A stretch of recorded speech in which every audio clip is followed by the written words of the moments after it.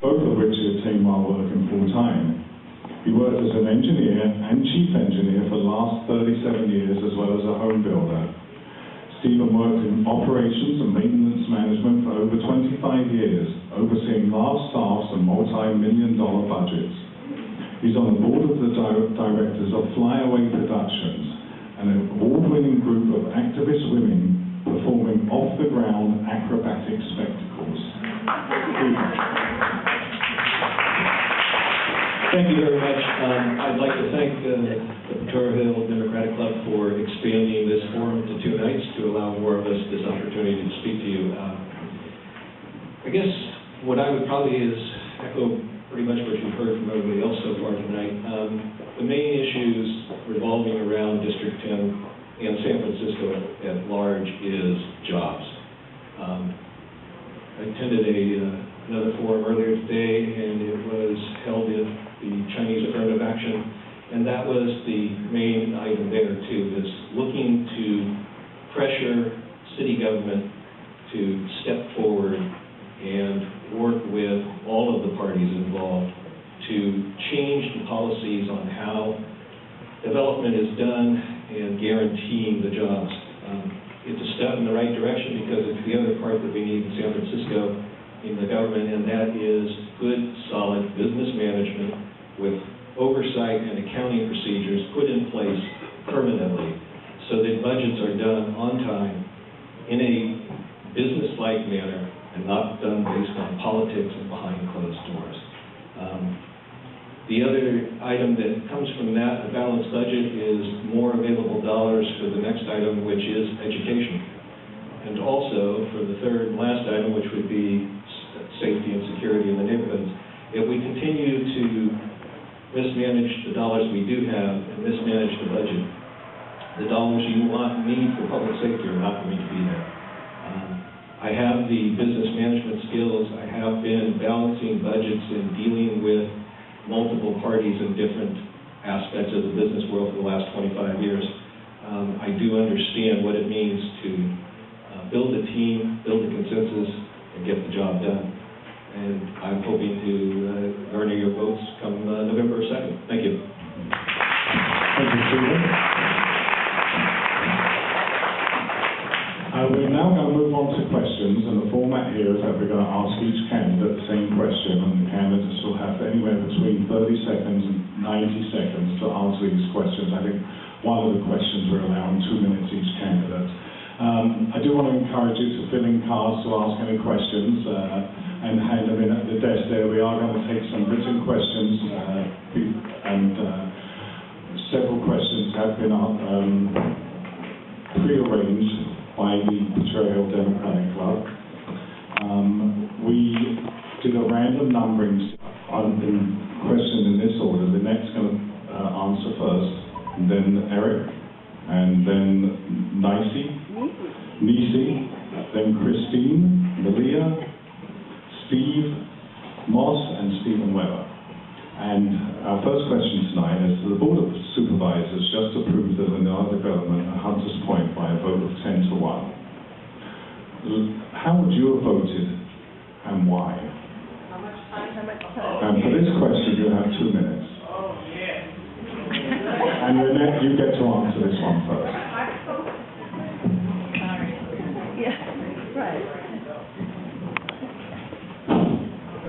And I would have voted for it now. Shipyard's been closed for 36 years. The plan's been approved, or the Lennar process has been approved for 11. We're taking too long. There's a community in need, and this community needs economic development, economic revitalization in the worst way. This project brings that hope, brings that possibility. So I am definitely for this project. I want to see it happen. I want to be the person who can shepherd it through over the next, not 4, but 8 years, and I want to make sure it happens. What I see happening right now is a lot of controversy still surrounding this project over a bridge. Well, the ecosystem of Bayview Hunters Point has its challenges, but it also has its possibilities as well. We don't give up people for a bridge. We just can't. So what I'm telling you right now is that I am a staunch, very staunch supporter of this project, and I would love to be the supervisor supervisor who actually works it through the process because I am that commissioner who voted on it at the beginning. Thank you. Thank you, Ms. Smith. Eric, would you like to hear the question again? I would love to. Okay. Yeah, I'm very familiar with the EIR. It wasn't perfect, as many folks in this room know, and I wasn't a huge fan of the bridge. I will say that. But I've walked around Ellis Griffith, and I've walked around the community, and I've talked to the residents there. And when you see those folks with moldy pipes and broken ceilings and rats and everything else, it moves you. This is a project that needed to happen a long time ago. And through neglect, I'm not a huge fan of the way the Navy has handled this, as many folks know. But I'm supportive of it. I'm supportive of the community benefits that this will bring, the jobs that can be created from this. I think the community needs to rally around together. And I'll tell the folks here what I told the Sierra Club and the Audubon and other folks. They have to do a better job of communicating to the community that you care as much about the San Francisco garter snake, the frogs, as you do about the people. That's critical. I know that the Sierra Club does. I know that they do. I mean, there are many members in this room that belong to that organization. I'm one of them. But this is something that needs to happen. But it's going to take community oversight. It's going to take pressure on the powers that be, and hopefully the supervisors, to make sure that this project continues safely, responsibly, with accountability and transparency. So I support it. I particularly support those community benefits. Thank you. Thank you. Nisi Joshua. Thank you for the question. Again, Nisi Joshua. I would say that if I had been a member of the Board of Supervisors for anywhere in the past 4 to 10 years, the vote would not have even made it to the point of a vote. I would have voted to have stopped that project back in 2006 when the developer was poisoning the children. The health department, let me finish, please, because they're going to cut my time off. Irregardless of the fact that the health department knowingly saw dust plumes leaving the shipyard and going into the residential area, they did not halt that job moving forward for one moment, not observing Proposition 65, not observing the principles, or the Article 31, precautionary principles of San Francisco. So obviously it would have been no vote. And also that 10 to 1 is a misnomer, because 5 of the progressives voted no with regard to taking that bridge out. Okay, so that's like being lowered under the bridge, so to speak. I don't like that.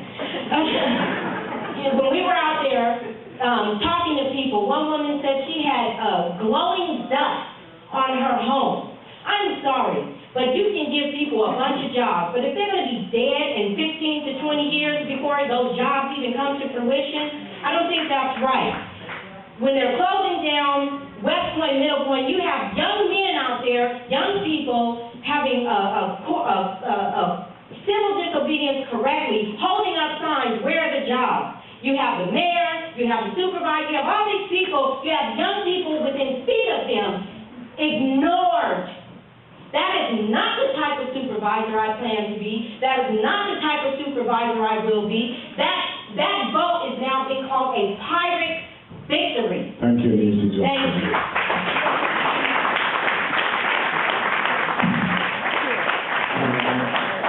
Next person to respond to this question is Christina.